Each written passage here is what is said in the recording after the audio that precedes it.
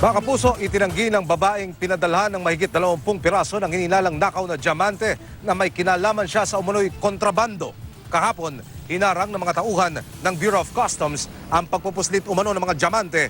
Nakalagay ito sa loob ng isang balikbayan box na ipinadala mula sa Kuala Lumpur, Malaysia ng isang Arturo Rivera para kay Lahane Bondok ng Dinalupihan, Bataan.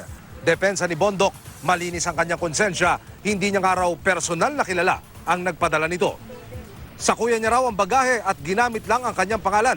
Nakikipag-ugnayan na ang Customs at NBI sa Interpol para imbestigahan ang insidente. Samantala, pinagsusumiti naman ng BOC Legal Division ang pamunuan ng MT Alpine Magnolia ng position paper at iba pang dokumentong magpapatunay na hindi smuggled ang nasabat ditong tone-toneladang krudo nitong December 15 sa Port Limay sa Bataan.